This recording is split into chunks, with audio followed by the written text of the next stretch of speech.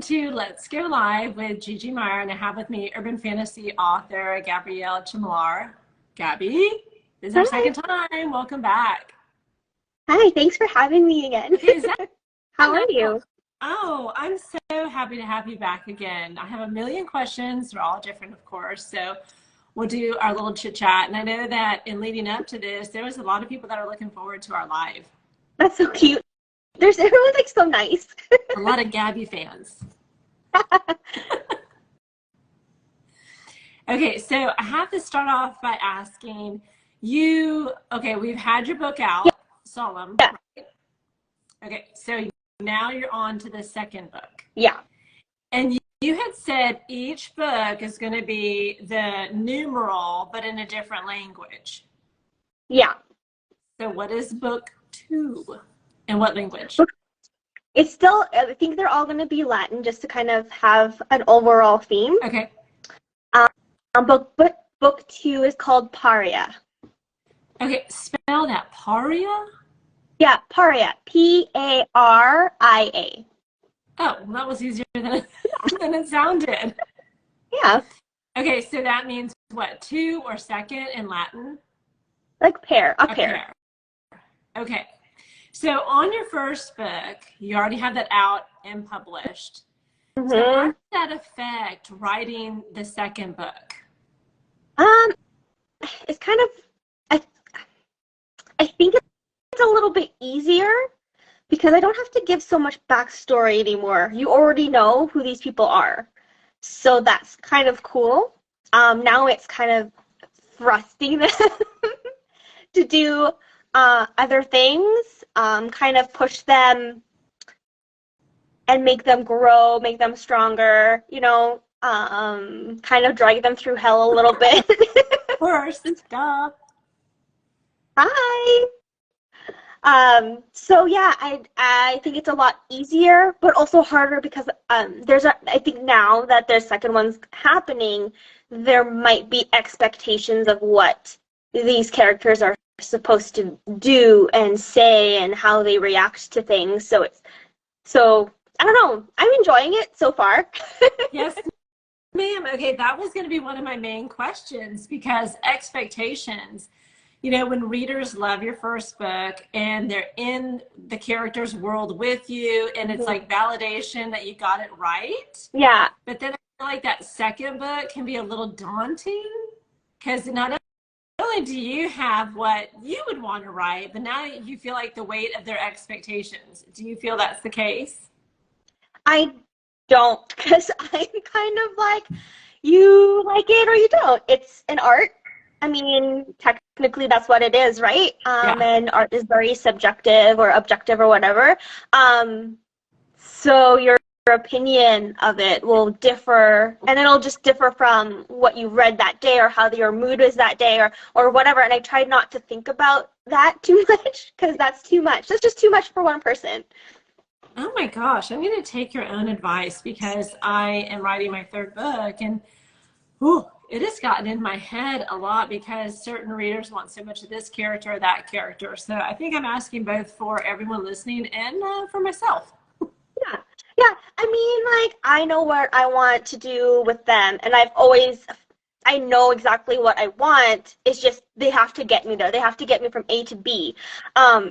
Whether or not the reader is happy with it, it's kind of like, well, you picked it up and you read it. So, I mean, I'm happy you read it, and maybe you're not happy with the result, but that's what I wanted to happen. So I'm sorry. You're on this train. You are not getting off. You paid for your ticket. Now we just got to see the shit show. That is so hilarious. I love it. Okay, so on the second book, did you as an author change? Yeah, Evie says, I love that attitude because it is daunting writing the second book. Yeah, it is. Yeah, it's daunting, but I don't know, like I write for me and I write for the fun of telling you guys a story, and not all stories are what exactly you want them to be, right? So, I mean, you do the best that you can because it's yours. And then for God's sake, someone shits on it. Well, that's just too bad. You already read it. You cannot take that time away now. It's mine. I appreciate that attitude because I don't know if you watched Game of Thrones, but I did not appreciate how that ended. Oh my God, I'm so upset of how it ended. Like, but more. My only issue with Game of Thrones of how it ended was that I think Daenerys went crazy too fast. Yeah, and I'm like, I didn't get to feel her go insane. That's what I wanted. I thought the whole storyline towards the end was like rush, rush, rush, rush, and I was like, what in the Yeah. heck? Yeah, I digress. But anyway. So on the second book, though, what has changed? Like, did you change as a writer? Did you grow? Were there other like techniques that you're trying out? Because I feel like it's a learning experience. You know, the first book and then the second book, and we kind of evolve. You get reader feedback if you read your reviews. Sometimes they're a little bit too they're brutal. Yeah, I mean, I don't try to read the reviews too much. I'm sensitive. I know that of myself, and I'm an overthinker. So I try not to. But that's good then to set boundaries. Yeah, because I mean there is a lot of I do see like a lot of authors that their mental health suffers because they read the reviews. Yeah, no, like life in general, I don't know where people are in their lives, but life is hard enough. And if you're a writer, you're putting your soul and effort and everything on a piece of paper. Yeah. People can read that and it's there forever. And I think the way that you react to reviews is more of an action of or a characteristic of yourself rather than what the reviewer is, or vice versa, just depending on how you react, because it's an opinion, yeah, right? There's no right or wrong opinion of what you created, so I just don't look at it. That's genius. I try really hard not to overthink, because I overthink it for everything. You're like, I already and my book, that. I don't want it. Yeah, I don't need that with my books. Yeah, I'm gonna think for you. I'm gonna think for you. Yeah. Yeah. Okay, so techniques, changes in writing style, lessons learned from book 1 to book 2. I don't think I've changed too much. I think the way that I've written my first book is the way that I am. It's a lot of characters with a lot of dialogue, a lot of interaction, and that's just kind of how I am as a person. Yeah. So I write the way that I am. But I find that I do have to go back after the first draft and make it better. I mean, that's what editing is, right? You try and go ahead and make it better, but there are sentences and I'm like, did a child write this? What was she trying to say? Anybody know? Yeah. Anyone in the room? So it's more of like trying to make it sound more adult rather than me vomiting words onto a page. Okay, so I dictate sometimes. Mm-hmm. I mean, we're perpetually waiting, whether you're like commuting, you're waiting in the car line, that kind of thing. So when I do, then I just like cut and paste it into Word. Ooh, yeah, I'm just like, what? Yeah. I don't even, like, you pick through and you're like, I don't even know what I was trying to say. Yeah, I do that. I don't dictate. I text my friends and my family. And they're like, what is this? I'm like, don't worry about it. Just ignore it. Just let me have this, okay? I'll copy and paste it and just let me have this paragraph. A couple of my friends, yes, I do.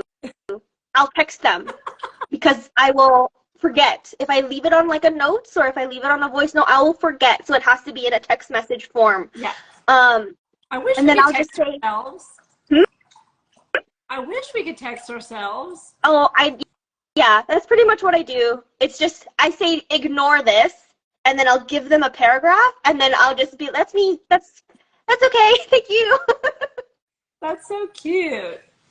Evie says, I wish I could dictate because she has awful carpal tunnel. That's a shame. Yeah, Okay, so dictating, you really have to train yourself because I don't know, there's some kind of thing where we like think and it comes through our fingertips, right? But when you Hmm. dictate, you literally are, you know, vocalizing what's going on. And so you're like, she walked, ooh, ambled, she sauntered, and you're trying to go through all these words. And at some point, you're just like, okay, don't say anything out loud, think, and then say the phrase. So, Yeah, yeah. My full-time job, that's what I do. I talk all day. That's my job. oh, okay. I was like, you dictate all day? I guess you could say that because sometimes my job is I train a corporate, like a corporate Oh, trainer, oh yeah, so I'm yeah, yeah. always on a call. So technically I'm dictating. I will open the Word document and actually read it out loud and then explain to people what that means. Yeah, So that's my job. So that's probably why I don't right. dictate, because I talk 8 hours a day. Oh yeah. Yeah. And you're like, I'm done. I need some quiet time, put my music on, let my Yeah, fingers fly. you know. Yeah. Um, okay, so with your characters, the characters stay the same, right? So it's the same cast of characters. Are Yeah. you adding new ones or do some go away? I don't want to say die off because, you know, no spoiler alerts. Yeah, no spoilers, but it's pretty much just like real life. For example, one of them is like at school, right? You go home after school. So when you go to school, there's like a whole different bunch of people, and then you go home and it's your family, it's your mom and your dad. And then summer vacation hits, you're off to, I don't know, the other side of the world, and you're visiting your family for family vacation during the summer months, right? So it's not like people, like characters and casts change. It's just you are following a certain set of people, Mm-hmm. and there's just different people where you are, Yeah. right? You And, go to work and you have different people. You come home, there's different people here. yeah. And then you hear stories about what this person did on the other side of the world. And you're like, oh, yeah, I should probably call them. And then there's text messages and calls in between. And that's kind of how I change casts, right, without spoilers. Yeah. No, I love how you had talked about last time how much you use text messaging in your books. And I I do a love that lot. because it's so reflective of life, but I feel like it's hard to get it right as an author. I put them in between chapters. So I don't know. Let me see if I have my book here, so I can just like Ew. show you what they kind of look Heck like. yeah. Let's see. So all I have, this is what they look like in between. They're Oh, bubbles, yeah. just some messages on them. So how does that work, Gabby? You know, as like a teach us since you are a corporate trainer. How do you do that? So like the chapter is like a scene closes and or it ends somehow. Yeah. And then are the messages a continuation of the scene we just closed or leading into the next scene? How do you do that effectively, efficiently? Well, in the scene that I just showed you, the chapter before, it's kind of this really romantic tension of a sister. Her sister is having like, I don't know, romance with this other guy that she finds extremely annoying. And they're talking about their best friend's birthday. He's never had a birthday party. He's gonna have a birthday party. She's a birthday person, so she wants to organize the whole thing. Okay. And then we have this separate conversation that kind of flows after, and it's like, no, I will be your sword and I will be your shield. And then she gets really annoyed and ticked off and leaves. And then she's now texting her sister and says, hey, what are you getting Bennett for his birthday? I don't know what to get him for his birthday. And she's like, I don't know, whatever. And that's just kind of how that flows. And then the next chapter is the actual birthday party. Okay, so it's kind of like in real life. Let's say like we leave someone's house or we leave the store or we leave our Yeah. job, we get in the car and we text people. Yeah, pretty much. Hey, and we're picking up food. So it's kind of like that where it's closing. That's pretty smart. That's really well done. Yeah, and then like, there's a couple of other things. There's like family group chats, and it says fam chat at the top. Yeah. And it's like, hey, I'm going out with the car today. Do you guys need anything? And it's like, Ro, he's the big brother. He's like, hey, you girls, are you shopping today? As I would really like something. And nobody ever answers him. They just kind of ghost him at the end. And you can see his text messages like, hey, I know you're ignoring me. You left me on red. Can you just pick up the thing that I need you to pick up? But no one answers him. And then in the corresponding chapter, he has it. He has it in his hand. The thing that he needs picked up. They picked it up. They've just chosen to ignore him. Yeah, yeah. That's really well done. Okay, how do you have, yeah, the fam chat is really cute, she says. But how do you do that? Are you formatting that in Vellum, or do you use Atticus, or do you have a formatter that you hire? No, it's just text messages, and then it puts the bubble picture around it, just like it's just a circle from Word document, and you just kind of encircle it so it looks like a bubble. And that is so smart, because I know that I know Vellum has text, you know, like you can add it and it'll automatically format it. I've heard Atticus doesn't. And then I heard a lot of people who use like Google Docs or Word don't do it at all. But that's so smart the way you just described it. Yeah. See? I just like put the bubbles and then like color them blue or whatever. And then obviously they print out gray, but then I can at least, it looks like you've opened your phone and texted them. Yeah. That's so smart. See, you're teaching us, even though, I know, you're like, I'm teaching you when I already taught 8 hours today. Okay. But yeah, I like the text messages because, I mean, I'm constantly on my phone messaging people. I'm on 3 or 4 different group chats, whether it's my family or it's my friends. Like I'm constant. It's constant. So even in like the books, one of the youngest sister, Cecilia, she's constantly on her phone. She's just like this, and she's like watching it. She'll even say, I'm watching a cat video, just leave me alone. Like she actually says it out loud or something, and then all of her brothers, like, I don't know how to get her off her phone. It's funny. And then like in a couple of other chapters, the Cecilia still, she's like doing the creeper girl thing, you know, when you get a new hire or your friend has a new boyfriend, you're like, hold on, what's his name? And then you go on every single social media to find this person. Yes. And she does that. That is her thing. And she'll go through it. She says, I found it. I found the thing that you were looking for. She's so relatable. Yeah. You know, I feel like she's like everyone's little sister. Yeah, she's really funny. And then the other sister, Emilia, she doesn't use her phone. She just finds it annoying. Yeah. She has it. She finds it annoying, but as the chapters go on, she's on it more because she has a crush, and she's kind of like constantly trying to get his attention, texting him, keeping an eye on him, sort of thing. So you see, it's normal, but then you see kind of the gradual use of it. That is so smart. I love that. Well, does book 2 pick up immediately off where book 1 ends? Yes. Or is there a gap of time? No, there's no gap. I think. I could be lying. No, right? Timelines are so hard. Yeah. My editor was literally, when she had put together, when she was doing her edits, you know, she'd be like chapter, whatever, like say chapter 10, and she would put morning, Tuesday, October, whatever. And I was like, oh, that's so smart. But, you know, like not in my actual working document, but in her notes, you know how they send back all the notes and you freak out because so many edits. She did it in that. And then because, you know, I'm similar to you, I'm writing a series. I was writing today and I'm like, what month am I in? Yeah. And days of the week, I don't know. Yeah, because I mean, the first book is August, September, October, November. Okay. It's 4 months. Yes. The second book is a year and a half. Oh, okay. So the year and a half later is this the beginning of the second book? No, the whole timeline of the second book is about a year and a half. Oh, okay. So that's interesting.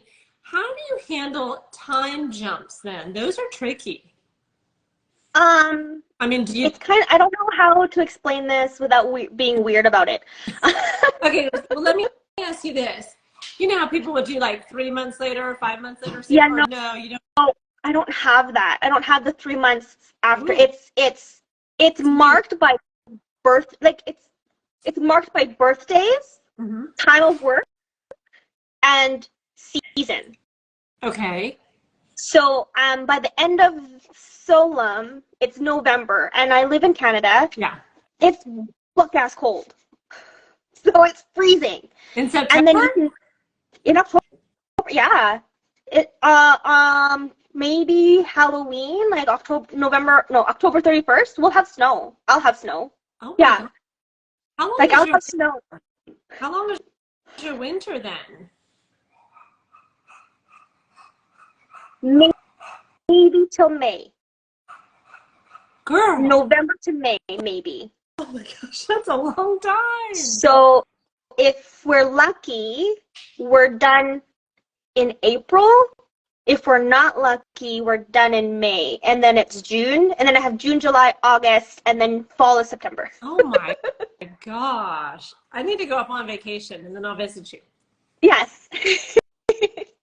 Okay, so tell us how you do your time gaps, because I love time gaps when they're done really, really well, but they're tricky, just like text messaging. Yeah, they're tricky. So the time stamp isn't 3 months later. I don't have that. You have to just pay attention. Just like that birthday text message, it actually says my birthday is November 12th. And then his birthday happens. So now you already know, okay, today's November 12th. Shit hits the fan November 12th. And then in the next few, in the previous chapters, it's Amelia's birthday's in June, Cecilia's birthday's in December, and she loves Christmas, or he'll think of Christmas.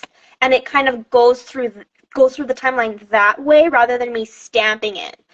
So does each, because you also write multiple points of view, did you? And you had what, 6 or 4? 6? Probably 6. Master, there's no way. I would be saying like, you know, I'd be like giving you my part, and I would talk about Gabby's part, and I would have messed it all up, and I'd reveal something. No, it's 6. It's 6 because the multiple POVs, they happen in chronological order. Right. So like Grandma will talk, and then it's like the next day, but she's not going to she's not there today, so it's going to be Cecilia. Yeah. And Cecilia's going to be there all night. She's going to talk all night, and then she wakes up in the morning. Now it's Bennett, and then Bennett's waking up because it's his first time doing anything, and we want to see all the first times of stuff, of magic stuff. We don't want to see the old stuff. We want to react with him. And then it's, I don't know, it's Amelia, and she has to go out and do some work, and we want to see what she wants to do, what she does during work, because we already know that Bennett is training. We already know that Grandma is out gambling or something. Like, we already know that stuff. We don't want to see mundane stuff. We want to see all the cool things. Well, yeah. So I only do the cool things. Pacing too. So you're saying like the story continues, you know, so each additional point of view advances the story. Yes, it does. Is that also then how you advance the overall year and a half? Yes, it is. And so that's why it's so smooth, because I had to do it like 3 months later because I couldn't figure out a way to like, you know, like, what do I say? But I love when people just do it organically. I think that's so smooth and such a good writer. Yeah, I mean, thanks, actually. but yeah, like, it's the only time I have the 2 years later is at the beginning, because the incident, it opens up, chapter 1 happens, then chapter 2 is actually 2 years later, but I don't timestamp it at the beginning. Yeah. It's Grandma, and she goes, I can't believe it's been 2 years since that day. That's such a good way to do it. Such a good way. I love that. Yeah. And then it even, like, you know, in America, in North America, we like to talk about weather a lot. And that's how I timestamp. I timestamp, oh, it's hot today. It's unbearably hot for this time of year. Oh, that's weird. Right? Things like that. Yeah, I like that. I feel like you could teach a master class in some of these tricks, like the more difficult, nuanced writing, and they're hard. I don't know if they're hard. I think I'm more neurotic. I think I'm just neurotic. Evie, tell her it's hard. But yeah, I do that a lot. Or even when the weather changes. It's like it's raining today, and then I'll have to keep it consistent. So I'll stay on a chapter just because of time, of editing time for 2 or 3 days, because I said rain here and it says snow here, and I gotta make sure that that's not true. Oh, I know. Me and Linda were talking about that. Linda Ling, her. She was like, her husband was saying, like, I thought this guy had LASIK surgery, and now he's taking his glasses. Which is it? And I was like, oh. And it's so easy to do that, right? Yeah, it is. Really, really easy to do that. Today I was trying to figure out, like, I know the color of my character's eyes, but he's having a scene with his dad, and he says something about, I can see, he's so close to me, I can see the hazel flakes in his eyes. And I'm like, does his dad have hazel flakes? I can't remember. Who has hazel flakes? Yeah. Yeah, I do that too. It's hard to keep track of those, but let me tell you, the readers, woo, They'll they know. find them, they will point them out, and you're just like, oh, yeah, it is my story. Yeah.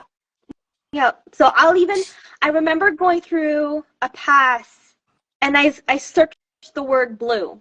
Okay. I'm like, who has blue eyes? I want to make sure the same person has blue eyes. Yes. Okay, well, let me ask you, do you keep then a series, like a series Bible for all your books and like the overall? I'm fascinated when people do this. I don't know how they have the time. Yes and no. Okay, show us. Hold on. I might. I don't know if I have it with me. I have a lot of random stuff. Okay, while you're looking, SM Web said, especially hard to keep track when you keep changing your mind on those details. For real. It's true. So I have this. This is the original one. It's very small. Oh, everybody has a book. Yeah, it fits in my purse. So then if I'm out and I think of something, I put it down. This was the original main character information. Okay. So I have all of this, and then I would transfer it onto Google Docs. And get like a page, and then you have like the same, list, like color eyes, color hair, color skin, color, Yep. And then my friends are really big into D&D, Dungeons and Dragons, right? So then they're very used to creating characters. Oh, yeah. So I found a D&D spreadsheet, and I use it, and it has everybody's information on it. No way. It has what they wear, what their favorite cologne is, what their favorite drinks are, what they like to eat for breakfast, blood type, height, what they do to their hair, everything. Oh my gosh, that is awesome. Did you just Google that? I'm going to Google it too. After we get off, I'm going to be like, D&D.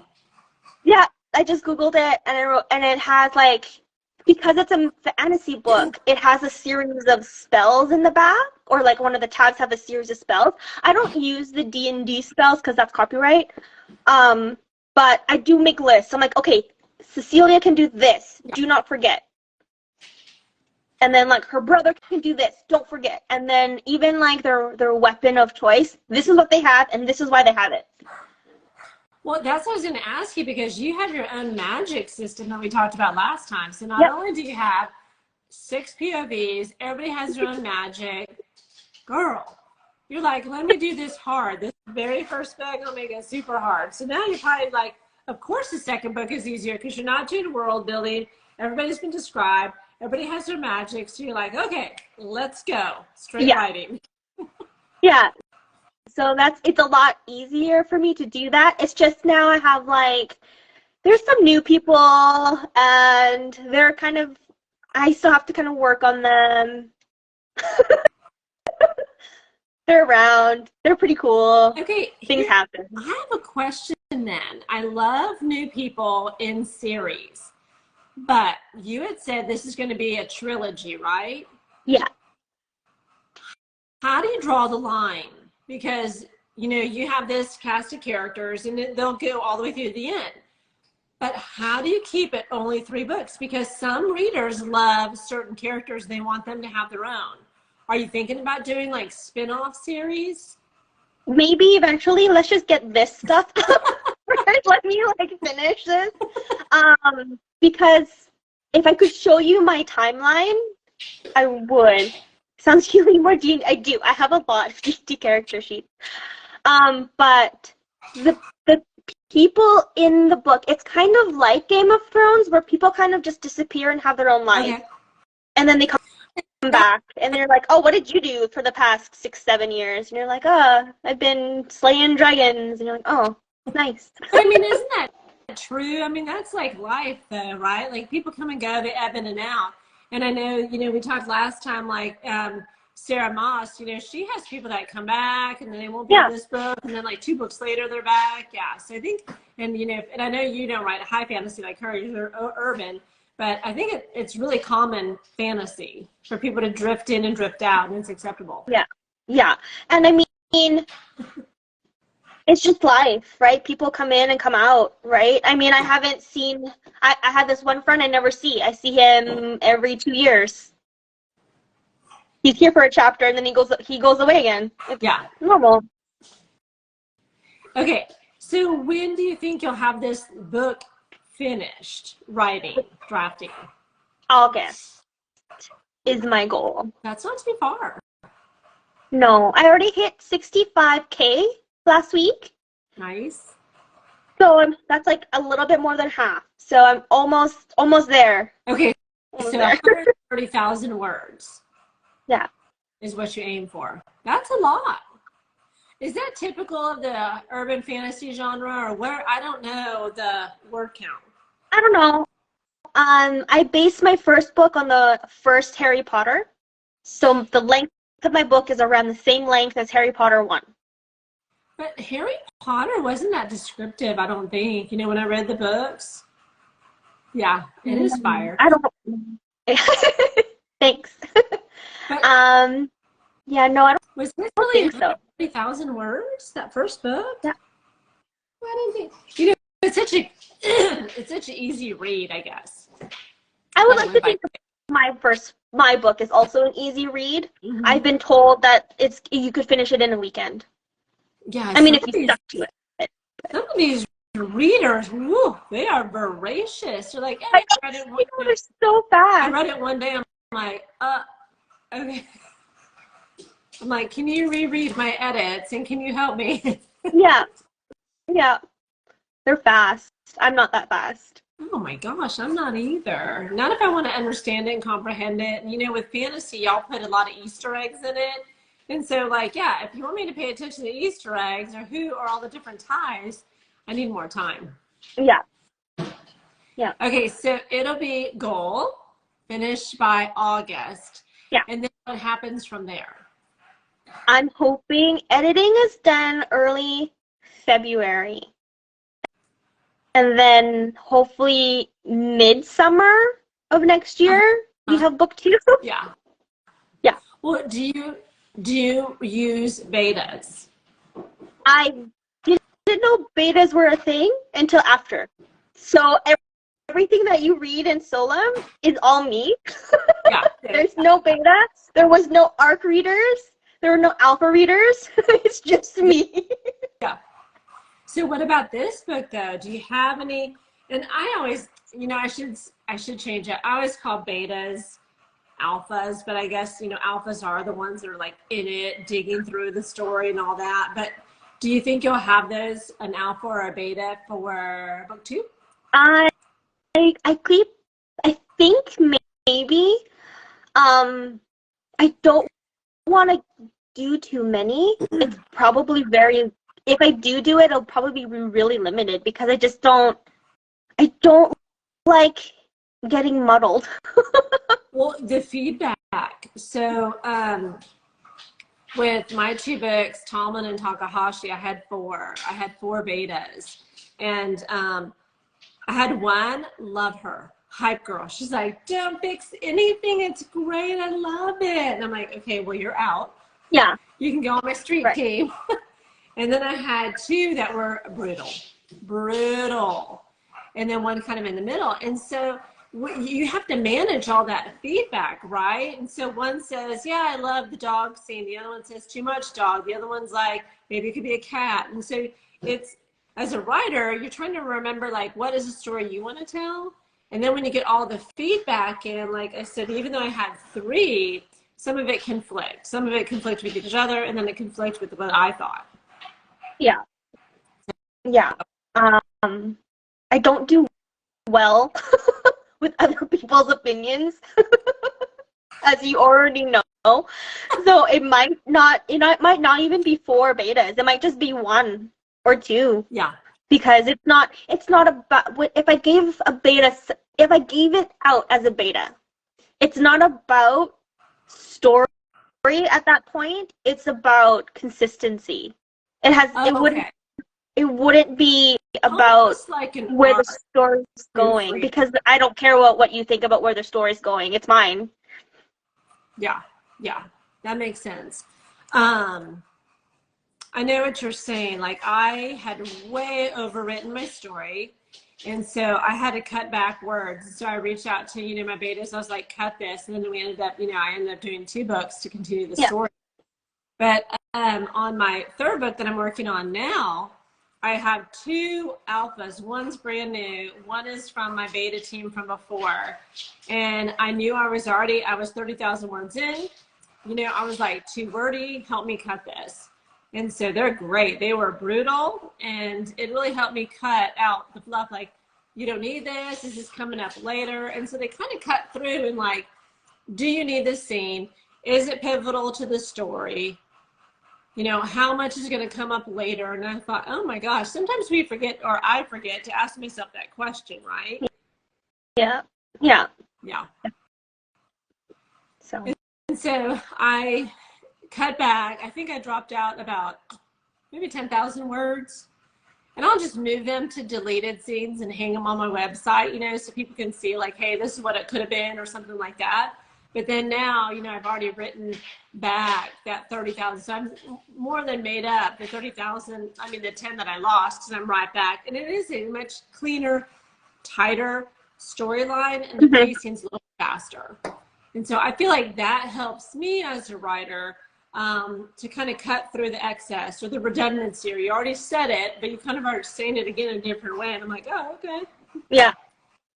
Yeah, I learned that the hard way in Solum, because I remember telling you that the editor that I had said it was too boring. I know. I could not believe that. So then I didn't change a whole lot. The storyline's still the same, but it's now, the original was 130,000 words. Yeah. And now it's 90. I had to cut out a whole bunch of stuff, and then I added a whole bunch of stuff. And the pacing's much faster. Yes. And there was a lot of redundancy that got cut out. I just I didn't delete them. They're somewhere hiding. Would you put them on your website? No. It's like a link. No? Okay. No, it's because that's in the fault. No.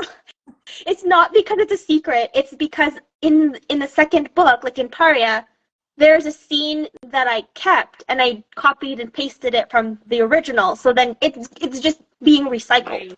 That would be the only reason why I wouldn't put it up. It's kind of like, it's still part of the series. It's just now moved from this time to this time. Yeah. Moved it to the next book. Oh, I love that. Yeah. Everything's like recycled. And I'm like you. Like, when I send it to ARCs, some authors send it to ARCs, and they're like, hey, look this over. By the time it goes to ARCs, to me, I'm done.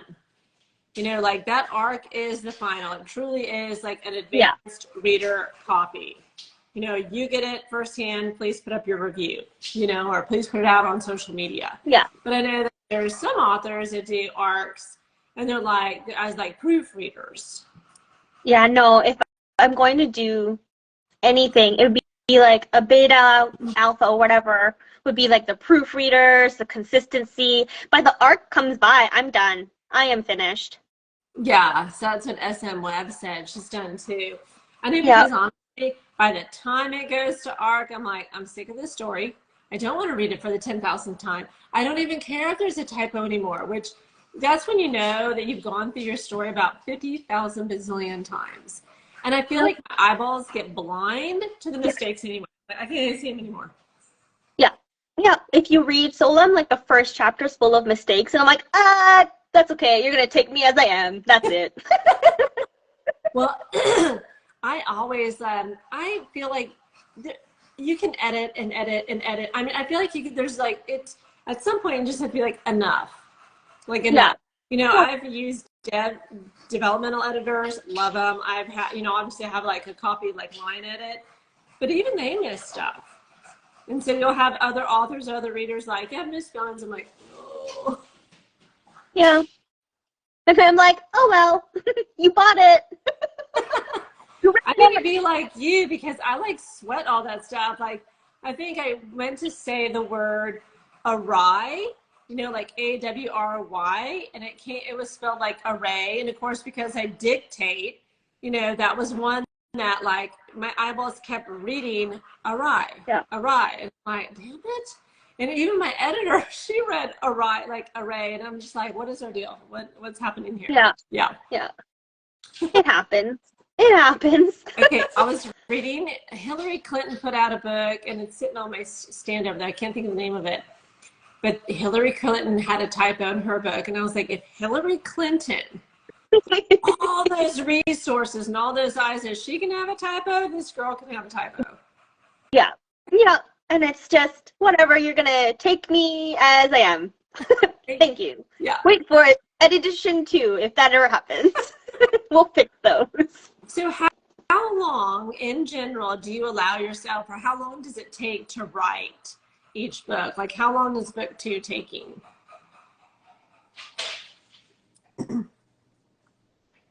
Took me 7 months to get here. Yeah. I started in November. Okay.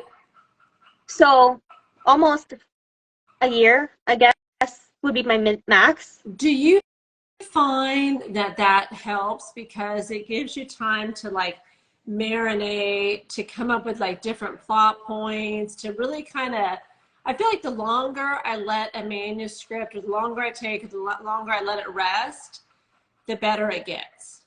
Does that make sense?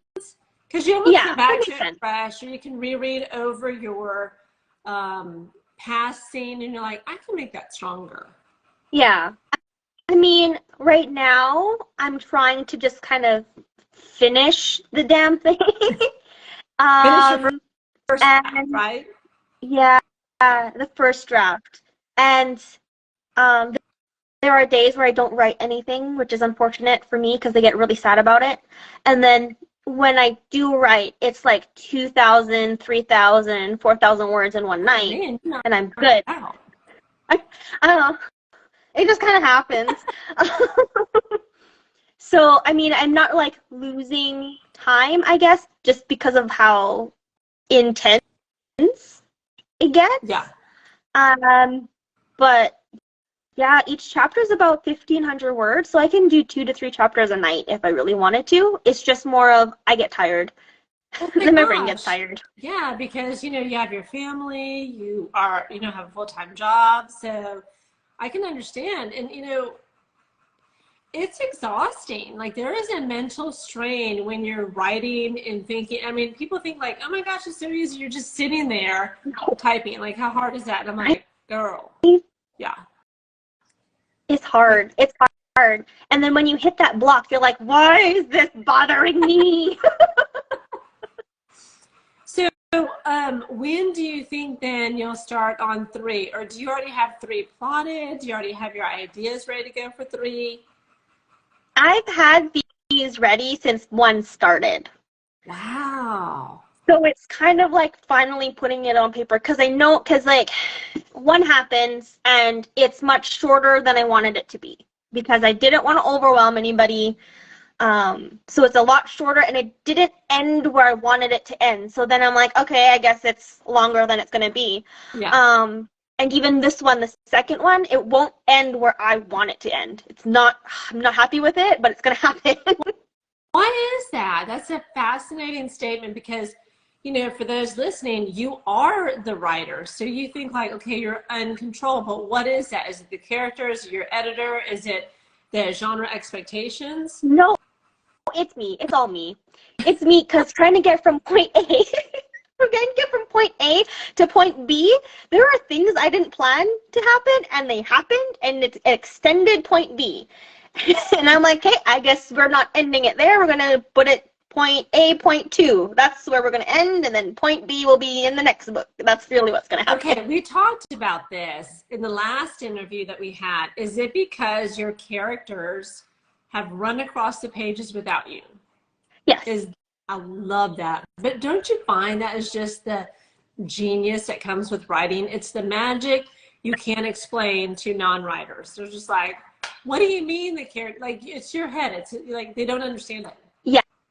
I know it's really hard to explain, and it's really funny because then sometimes I'll get too busy, and then I'm like to my husband, I'm like, hey, I didn't get to hang out with like Bennett or Amelia today. And he's like, oh, okay. Do you feel like you ditched your friends? Yes, I do. I do feel like I ditched my friends. Can we go home early so I can like do the thing? And he's like, whatever. Yes, You sure. talked about him last time, and he seems like such a sweetheart, like so patient, so understanding, because your characters, you talk about them as though they are real, like they're sitting at the dinner table with you. I love that. Yeah. Mm-hmm. Yeah. Yeah, so you have to tell people who are on this one because he is so supportive. It's awesome. Yeah, he's really sweet. Except I don't have any pictures with him because he doesn't like social media, so you'll never see him on my feed or anything. That's okay. But he's so nice because he dropped me off at my book signing, my first one ever, and then he left. He didn't even leave his car. He like dropped me off. He said, okay, I'll pick you up in 8 hours. Bye. I'm gonna clean the house. Okay, but let me ask you, would you have wanted him there or would he made you more nervous? No, no. I don't know how to explain this to people. We're pretty independent. So, I mean, for example, if we are to go to a party, Yeah. we will come together, separate, and then we'll leave together. Yeah.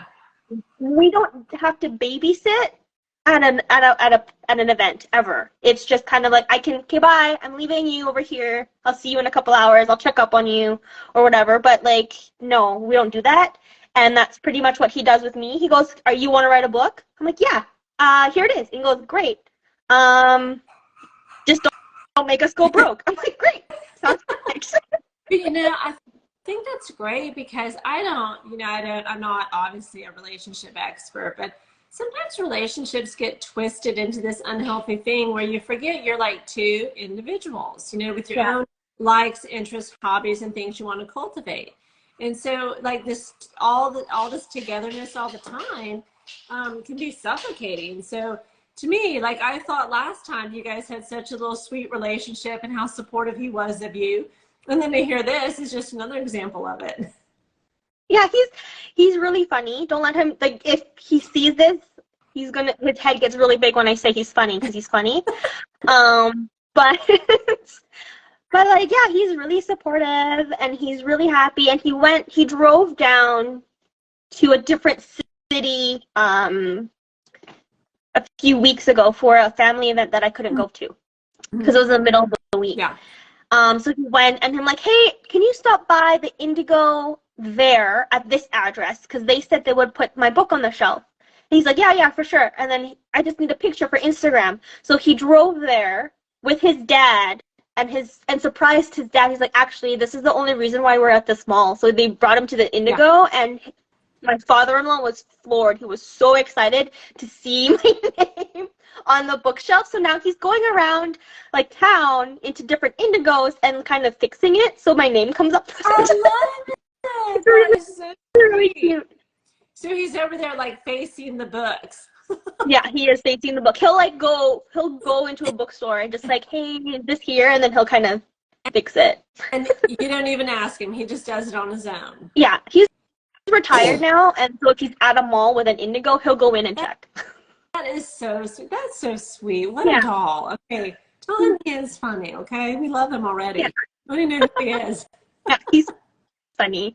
But like, Okay, well, let me ask you that. That's a big deal, getting your books in stores. Huge. So how did that happen for you? I'm annoying. So No, called every bookstore. I made a list, and I had lists of phone numbers and their addresses and their emails, and I phoned every bookstore that I could find. Like every manager. Yeah, I called every manager. I emailed every manager, and some of them said yes, and some of them said no.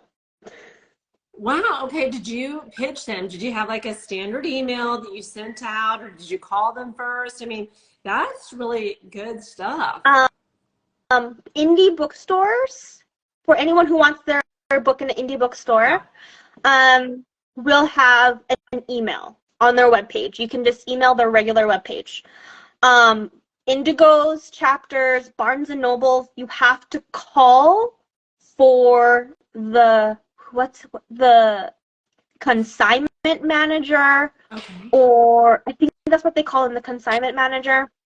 And sorry, I just saw a kid jump over his own fence. Consignment manager's email or phone number, and they will give it to you, and then you will have to call them yourself or email them yourself. So are your books then on consignment, or do they buy them at what is it, Ingram Sparks, I think? Indigos, Barnes and Nobles, and Chapters will do Ingram and Sparks. It's easier for them. Yeah. They very rarely will take an indie bookstore, like an actual author's book, if it's not on there. Indie bookstores, you have to provide them with your own books. Yes, my face is very emotional. It doesn't lie.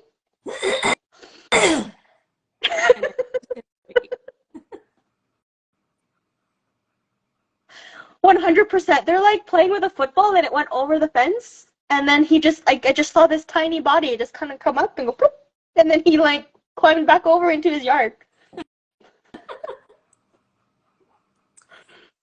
Okay, so on the independent bookstores, you have to go and then supply them, and they'll provide the shelf space. Yeah.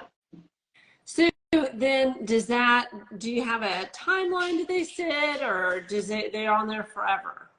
It's on there forever until they decide that it has to go on sale. Like, once it's there, it's there.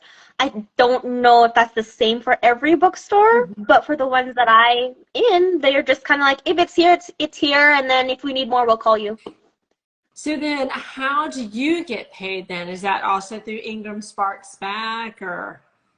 For Indigos, yeah, it'll be through Ingram and Sparks, and then if it's an indie bookstore, depending on how much you sell, they have a threshold. So if you sell over $100, they'll send you a check, or they'll send you a check every quarter if it happens, that sort of thing. Yeah, Indigo's in Canada. Yeah. Yeah, like you said, it's kind of like our Barnes and Noble. Borders. I don't even know if Borders bookstores around anymore. I don't think so. After COVID, have consolidated. Yeah. Because it used to be Indigo and it used to be Chapters, and now it's Chapters Indigo. But it's pretty much Barnes and Noble. Oh, is Indigo a branch of Barnes and Noble? I don't know. It could be. I just never really thought about it. Okay, so how many stores have your books then? 1, 2, 3, 6. Wow, that's so exciting. Yeah. Shoot, I have that everywhere. Yeah, I'd be like, road trip, everybody, get in the car, pack snacks. And so will you do that again with your second book? Yeah, I will. I'll do that again. It'll probably be easier because then I can say, hey, here's 1 and 2. Yeah. Yeah. Oh, yeah. So have you done book signings at any of these? I just did the one last 2 weeks ago at South Common, and that's kind of my favorite one. That's where I like to go all the time. And they invited me, and I sat there for 8 hours saying hi to random people. was fun. That's good. You have such a good personality. You know, you can talk to anybody, huh? It depends. I have to work myself up to it, especially if I'm like doing something new. But I think the next one will be a lot easier. Oh, I think that's always the case, right? When it's the unknown, you have to step into the fear, and then once you get one under your belt, you're like, this is no big deal. I got it. Yeah. Yeah, so I sat there for about 8 hours. It was a little bit weird, and then my family showed up. Okay, so is that a book con or a book festival? What is that? It was just a book signing. So if you're an indie author and you talk to the consignment manager or like the manager of the store and just say, hey, I would really like to come in and do a book signing, and they say, yeah, pick a weekend. Oh, okay. And they'll give you a table that's slotted up, and then I know for here Indigo will buy or pre-order 30-ish books for you to sit with, and then you sit there and then you sell them in the store and you're there talking about it with random people. How did that go for you? Did you find it successful? I don't know how to gauge the success, but the manager said that I did a really good job because I sold 20 out of 30. Oh my gosh, that is a lot. Yeah. Yeah. Well, So, congratulations. yeah, thanks. Okay, so I have a couple.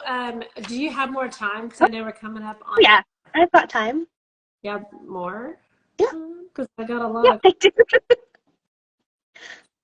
Okay, so what do you think you've learned about publishing, the publishing industry, being an indie author, self-publishing? What would you change? Do different? I think I would change how I edited the first one. I think I would have asked for help faster than I did. Okay. Most of Solum is all me, so when you read it, you're going to see her. Tell people why about your editor on the first book.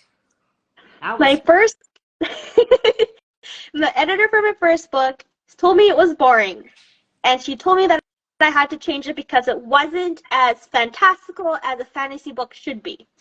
So then I said, oh, okay, fine. And I ripped my whole thing apart and wrote it in 2 weeks. I rewrote the whole damn thing in 2 weeks. So whatever it is that it is, and if you like it, you like it, it's me doing my 9 to 5 and then doing 5 to 11 or midnight every day for 2 weeks. And then you blitzed on the weekends. I blitzed on the weekend. I would wake up, eat breakfast, and then I would go until 6. And then depending if I was tired or not, I would go until 11. And I even said, bye, friends. I don't have a knife for 2 weeks. Yeah. See you when I see you. And they're like, okay. And why did you have to do that in 2 weeks? Because I just wanted it out of my hair, to be honest. It was a me thing. I wanted it out. I wanted to get it out there, and I wanted it to be the way that it was. I didn't want to take my time with it because I took my time with it. Yeah. I don't know if that makes any sense. No, it's like we talked about. Sometimes you get sick of your own story. You're like, oh, it's on. Yeah. It was more like rage. I was writing in rage. I'm like, I want to prove to you that it's not boring. Screw you. I think sometimes that's the best fuel. Anger, you're just like, oh. Yeah. So, yeah. Okay. So editing the second time around, you're getting help sooner. Yeah. Sooner. Yeah. Okay, what are some other lessons learned? I feel like we've learned so much from you, just, with the Dungeons and Dragons, character profile. Yeah. What else did I learn? I don't know, just how much effort it takes to put yourself out there. Marketing? Marketing. It's a lot more marketing than I thought. I can see you yelling at us. Yeah. Maybe. That happened. Marketing takes up a lot more time than I thought it would. I wish someone else could do my reels, but also I kind of like them. Your reels are they're great. I love them. They're the greatest. My husband just watches me. He's like, okay. Good job. And then I'll show him, like, you showed it to me, like, shh, look, the transition, though. He's like, yes. Yes, honey, good job. He's like, woo. Yeah, so what are your favorite marketing things, tips or tricks? What have you tried that hasn't worked? I mean, marketing's tough for all authors. Yeah, I don't know. I think the hardest part is to be engaging. Mm-hmm. I mean, not everyone's going to be outgoing. Not everyone has the energy for it. Not everyone wants to fake their charisma. But, like, it's really hard to be engaging. That is to be engaging. Yeah. And I find that sometimes my reels do really good and sometimes they don't. And I'm like, you know what? It's okay. People watch them. If I had 200 people knocking on my door, I'd be overwhelmed. So 200 people putting a heart on my video is pretty good to me. Oh, yeah, I know. I mean, sometimes the numbers, people get caught up in the numbers and you're like, well, it only saw like 1,000 views. I'm like, I don't have 1,000 friends. Do you have 1,000 friends? I mean, yeah. It's a lot. I'm trying to find content, trying to, like, trend up and do that voiceover or that song, and you're like, God, why do I have to watch these TikToks to make TikToks?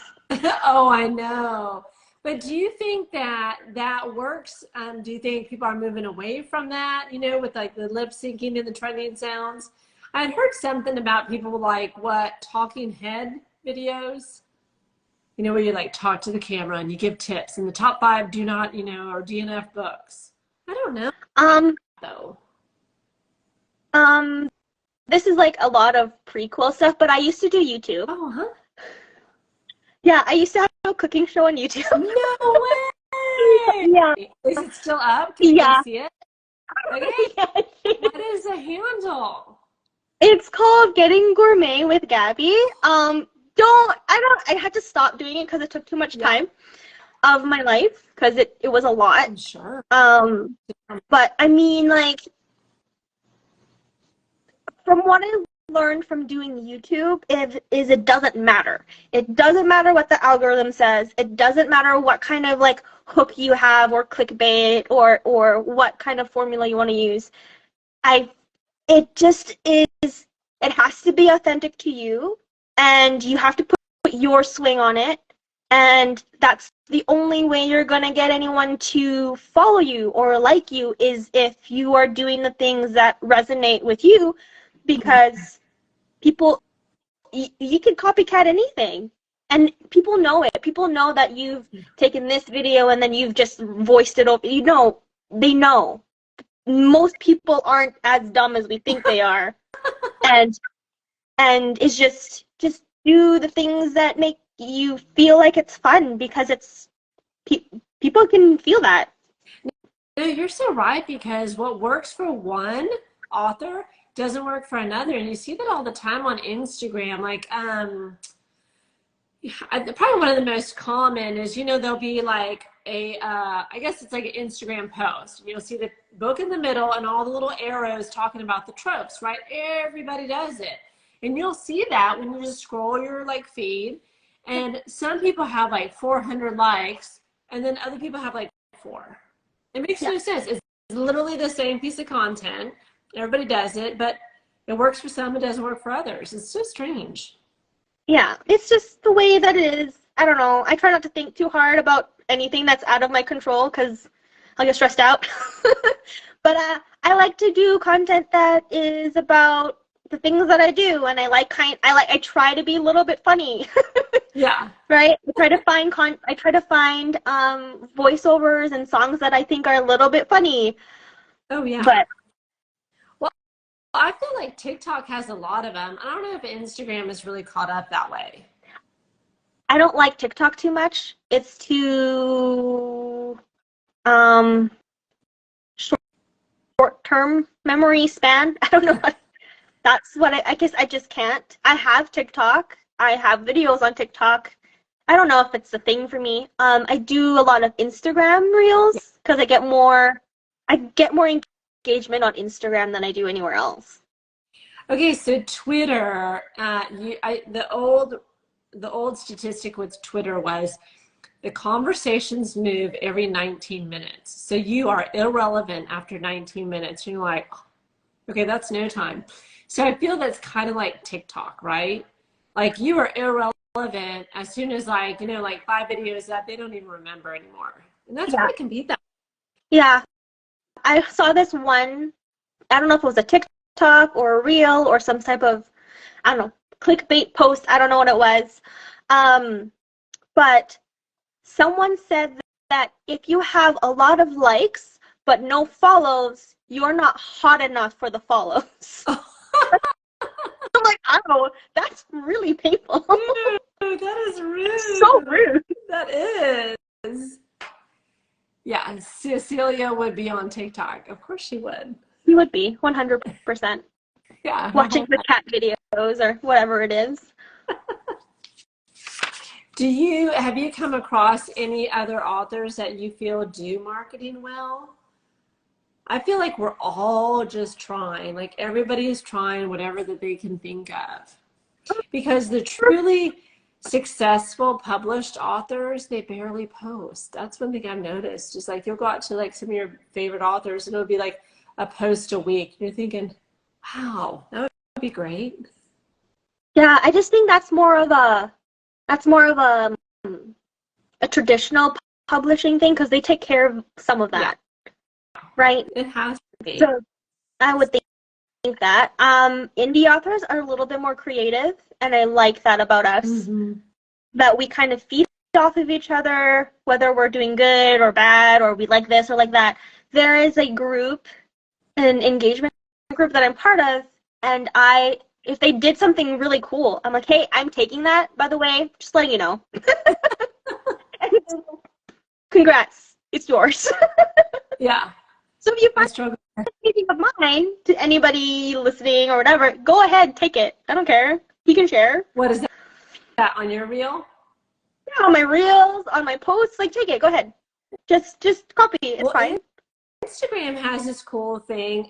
You know, like if someone has a reel you like, some of them, not all of them, but if they have a reel you like, you'll see the little button above that says template, and then you can use it. And I was like, oh, this is cool. Because, you know, they didn't used to have it. And I feel like, you know, TikTok kind of forced them to advance a lot of their capabilities or effects. Yeah. Yeah. Yeah. And I kind of like that. The templates. It's nice. I used my first one today. I hadn't even known there was templates. And I was like, oh, because I was creating everything in Canva.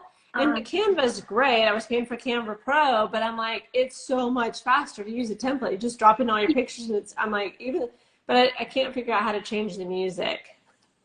Yeah, I don't think they allow you to change the music. It's kind of weird. Okay, see, this is good stuff that I need to know. Yeah, and I'm busy. I have a full-time job, but I schedule all my posts. So I'll pick like a weekend, and I'll make 20 reels, and then I'll schedule them all. Okay. What schedule do you use a scheduler like Buffer or Later, or do you use a scheduler within Instagram? I use a schedule in Instagram for my reels. Okay.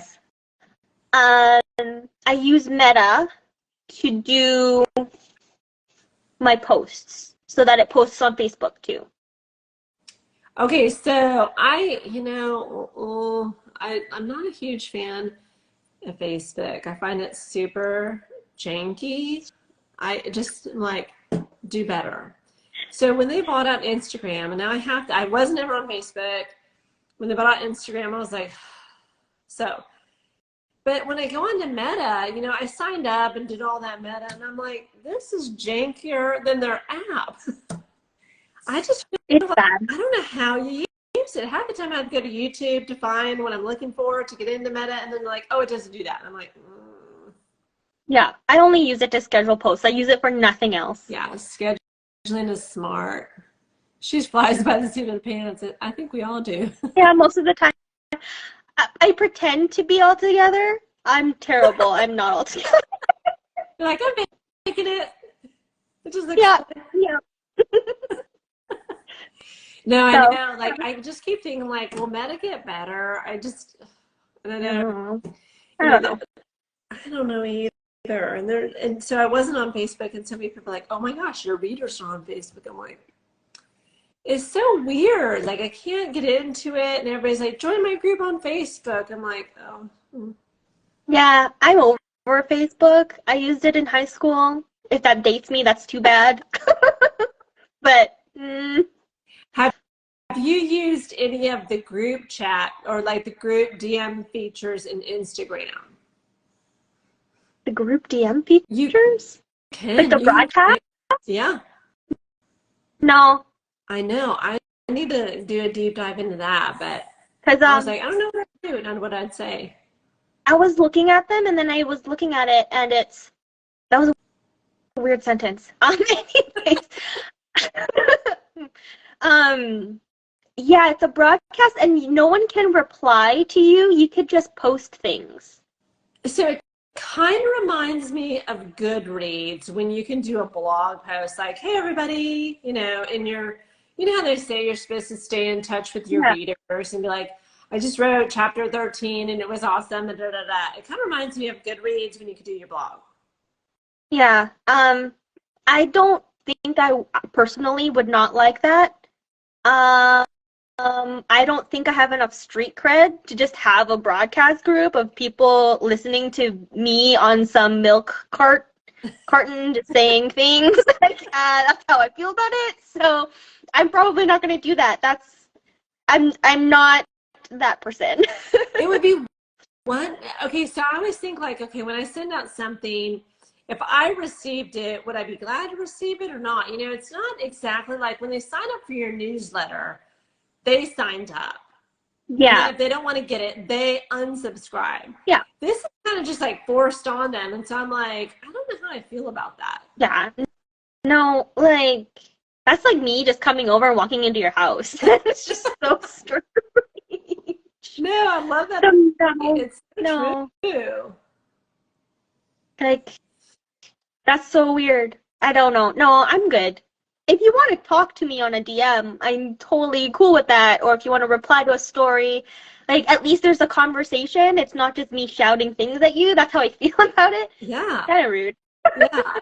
No, because one of the things I think if you do decide to do, you know, alpha, beta, or arcs, you can put together a group, kind of like, you know, Facebook group, but but you can have like a group within the Instagram DMs and then communicate out that way. So that's different though, because everyone can join in that group. Yeah, because that's like a little bit different. Feature, I'm like, how does anyone use that exactly?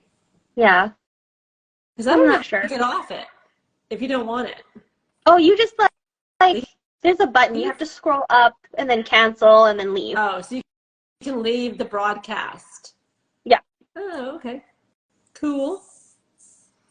All right, so I have some rapid fire questions. Okay. Okay.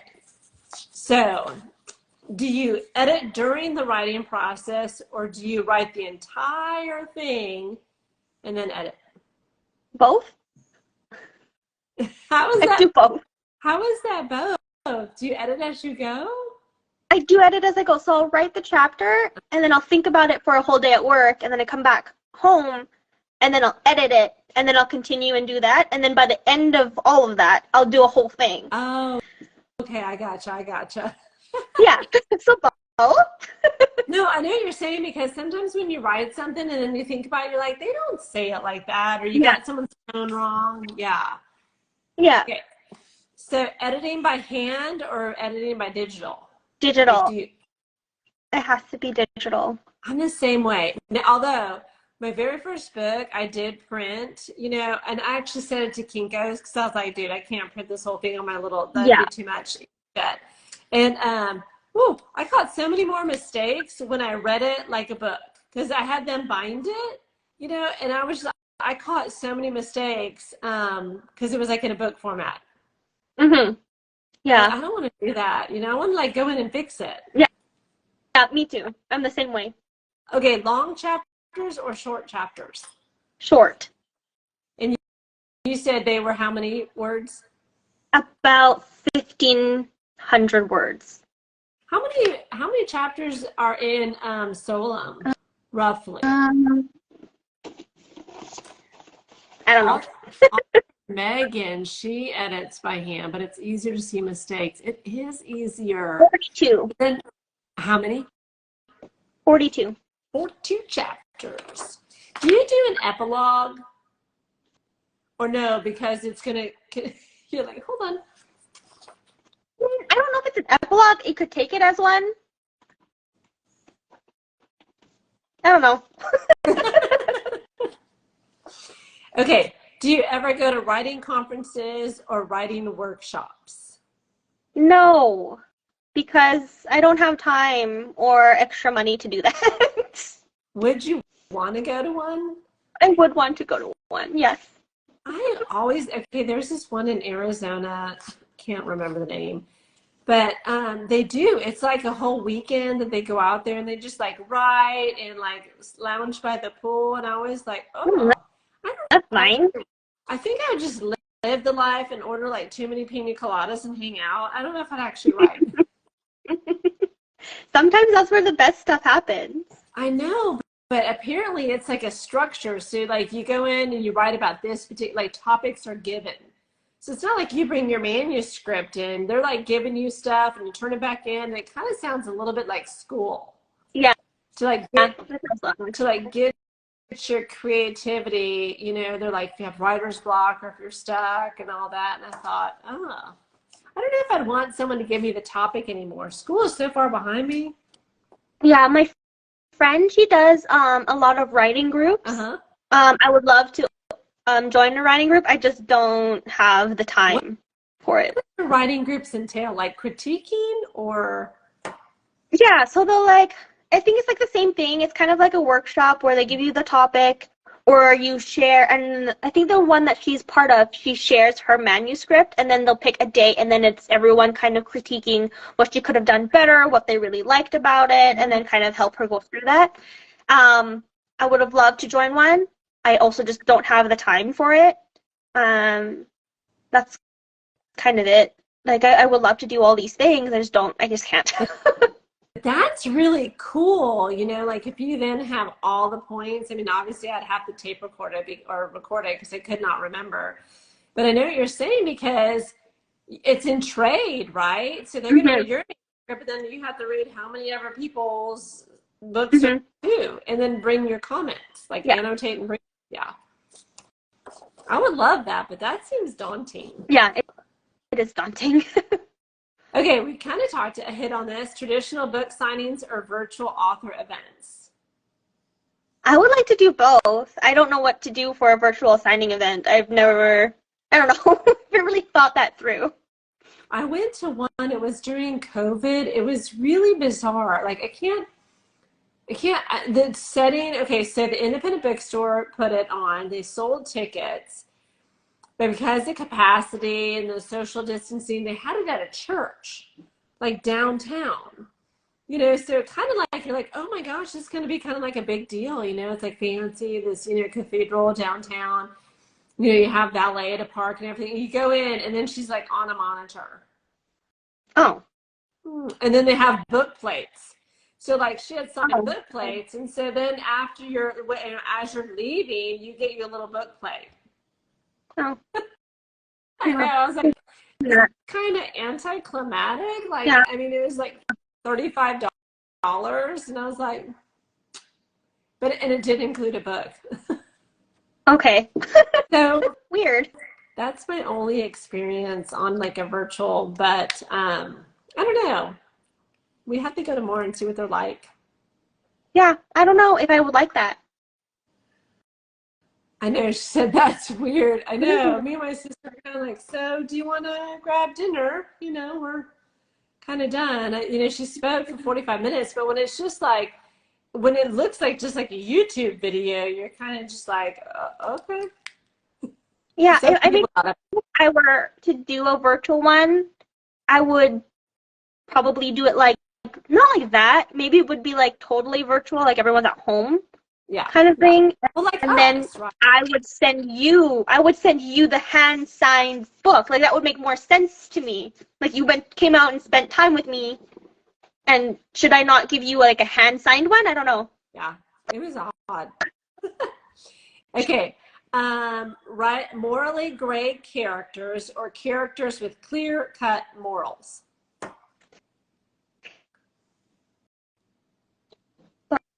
Both? Is both okay? I knew you were gonna say both. Because I mean, my book has heroes in it, but they're not all good, and their decisions are not always good, because they're not trying to save anyone but themselves. So I don't know if that's like morally gray or clear-cut Okay. morals. It's just kind of like, I'm living my life and I need to make these decisions for me. So what does that make me? Well, they could be self-sacrificing if they thought about the impact on other people. Yeah, I don't know. We love a I don't know. gray character, but have the rigid hero too. Yeah, because like the big brother, he's a hero. Like, he's very clear cut. But the second anything happens to his sisters, he's like, okay, I'm gonna stab your face now. Like, it's clear. He's like a very good guy. He's gonna save the world. He's gonna file his taxes on time. And then his sister breaks a leg, and he's like, all right, whose tires am I slashing today? Because that's not okay. Like, that's killing, okay? right. Like, it's very there's a very clear line of how good they are, right? Chaotic. So I don't know if they're like morally gray. Yeah, chaotic neutral is what Megan says. Yes, he's going to file his taxes on time. It doesn't mean that they're correct, okay? No one said he was good at it. That's so funny. Oh, I love both. You know, like the book I'm writing right now, he's such a little Boy Scout. You know, but his FMC, she's about as wild as they come. Yeah. So I think you're right. You know, we need both sides for the duality of it. Okay. Yeah. We talked about this a little bit earlier, creating relatable characters like Cecilia, or creating enigma characters. I have both. Sorry. I think the theme of this is both, all of the above, both. You're like, I can't do all or none. It's not yes or no. It's not either or. Yeah, because I mean, one of the characters, just like Cecilia, she's really relatable. You can tell what she's thinking, like she's doing things like a normal girl would have done, whatever. And then there's Chet, who's also part of the 6 main characters that I flipped through. And we don't know about him. I had a couple of readers ask me what the hell is his problem, and I'm like, I don't know. I don't know. What is his problem? What is his problem? Yeah. Because I mean, Chet himself. Every question, she says both. Sorry. No, you don't say sorry. You know why? Because remember when you said that's how I write it. Too bad. It's very Canadian of me to say I'm sorry, okay? Okay. Oh, that's so funny. But yeah, but Chet is a mysterious enigma. I mean, like, when you meet him, you're like, he's a jock, and he's just into football, and he just wants to drink cans of beer and crush them on his head. Like, that's what he does. Mm-hmm. And then after a while, you're like, oh, what does he mean by that? Yeah. Or what does he mean he's screwed up? Or what does he mean that he's only been here for 2 years? Or what does he mean he's never driven a car? He's 24 and he's never driven a car. Oh my God. And you're like, what does that even mean? And he goes, oh, no one ever taught me. And he's like, what does that mean? You're 24. Yeah.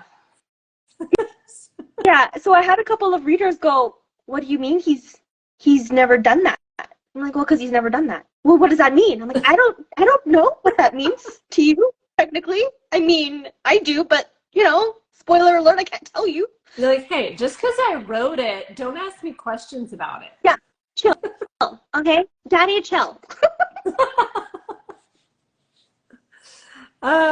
Characters with tragic flaws or characters with hidden strength? Isn't that the same thing? Go ahead and say it, Gabby. Oh, I'm sorry, spouse. There's 6 of them, okay? There's 6 of them.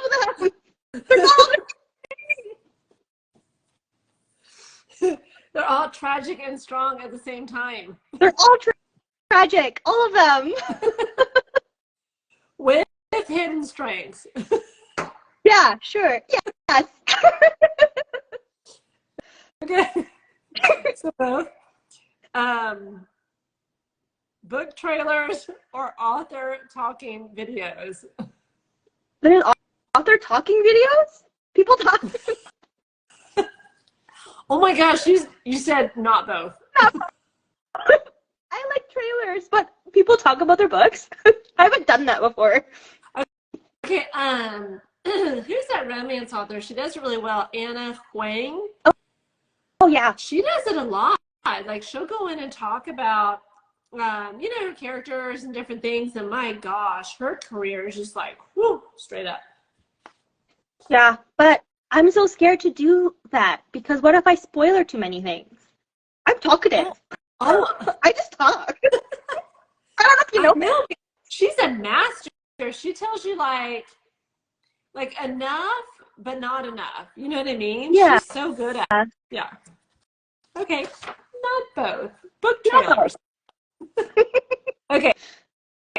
Would you prefer literary awards or author speaking engagements?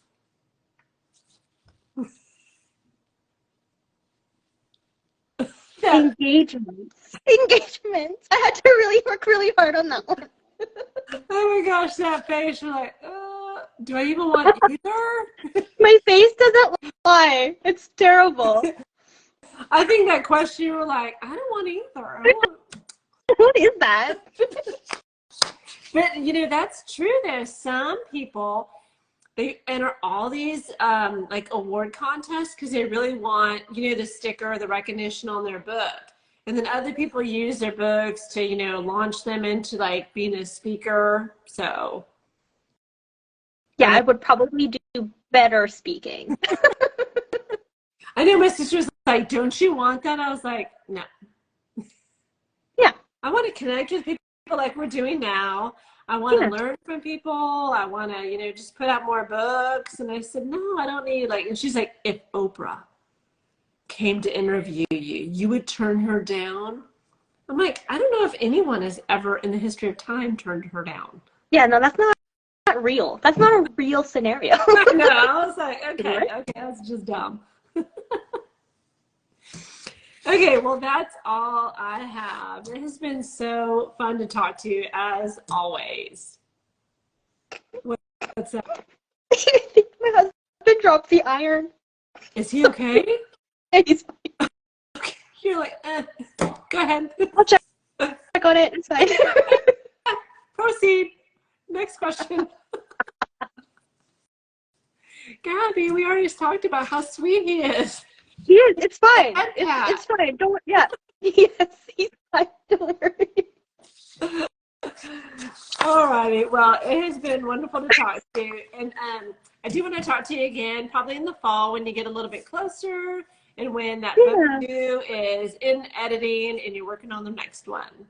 Yeah, for sure. It's fun to talk to you. I love hanging out with you. I know, you're so much fun. We have a good time, and the theme of it is both. Always both. All right. Thanks so much, Gabby. Bye, everybody. Thank you. Bye.